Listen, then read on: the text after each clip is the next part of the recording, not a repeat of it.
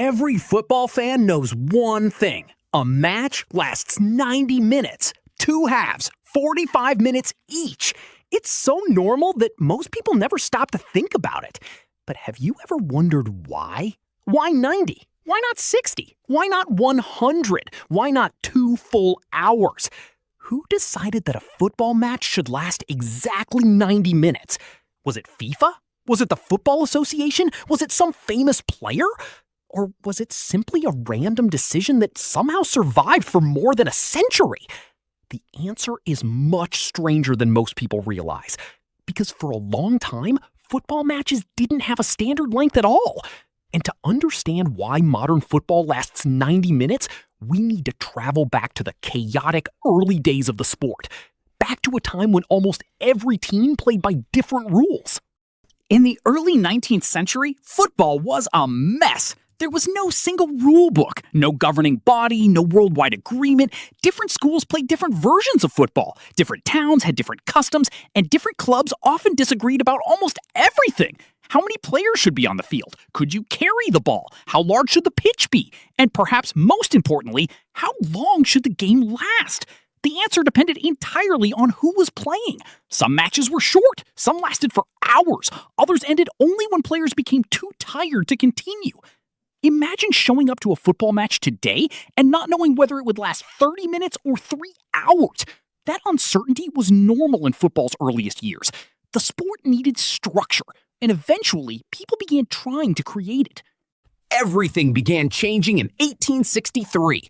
Representatives from clubs across England gathered in London. Their goal was simple: create one common set of rules.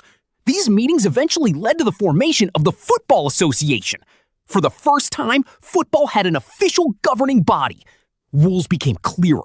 The sport became more organized. But even after the Football Association was created, one important question remained. How long should a match actually be? Surprisingly, the new rulebook didn't immediately settle the issue. Different competitions still experimented with different lengths.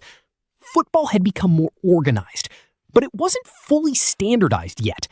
The answer would come only a few years later, and it would come from a single match. In 1866, one of football's most important early matches took place. It was played between teams following the newly developed association football rules. Before the match began, both sides agreed on something specific. The game would last 90 minutes. Not 60, not 120, 90. The teams would play for 45 minutes, then switch sides, then play another 45 minutes. At first, this wasn't intended to become a global standard. It was simply an agreement between two teams. But something important happened. The format worked. Players could compete intensely without completely exhausting themselves. Spectators enjoyed it, organizers liked it, and slowly other matches began copying the idea. The more football evolved, the more people realized something. 90 minutes felt balanced. Shorter matches often ended before tactics could fully develop. Longer matches became exhausting. Players lost energy, the quality dropped, the audience lost interest. 90 minutes sat in the middle. Long enough to create drama, long enough for comebacks, long enough for strategies to unfold, but short enough to keep players performing at a high level. Without realizing it, football had stumbled upon an almost perfect match length, and as more competitions adopted it, the standard became stronger. Soon, 90-minute matches were becoming the norm across England, and eventually across the world. As football spread internationally, countries looked to England for guidance. After all, England was where association football had been developed. When clubs in Europe began forming leagues, they copied English rules. When South American nations adopted football, they copied English rules. And one of those rules was simple. A football match lasts 90 minutes. By the end of the 19th century, the standard was spreading rapidly. By the beginning of the 20th century, it was becoming universal. Then came international governing bodies. Then came FIFA. Then came the World Cup. And once global tournaments embraced the 90-minute format, the decision was effectively permanent. Here's where things become interesting. Modern football fans know that matches rarely finish exactly at 90 minutes. There's stoppage time. Injuries happen. Substitutions happen. Goal celebrations take time. VAR reviews can take even longer. Because of this, referees add extra minutes at the end of each half. That's why a match often reaches 95, 98, or even 100 minutes. But officially, the match itself is still 90 minutes long. The extra time exists only to replace time that was lost during play. The core structure remains unchanged. 2 halves, 45 minutes each, exactly as it was more than a century ago.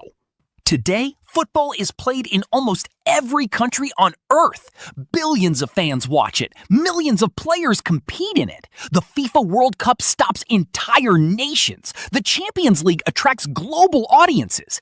Yet one of football's most familiar features can be traced back to a simple decision made more than 150 years ago. A decision that wasn't originally intended to shape the future of the sport. A decision that simply worked.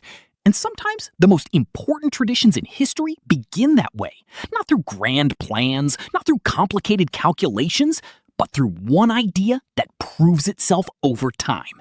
So the next time you watch a football match and see the clock approaching 90 minutes, remember this. The sport's most famous time limit wasn't chosen by chance. It survived because generation after generation discovered that 90 minutes was just about right.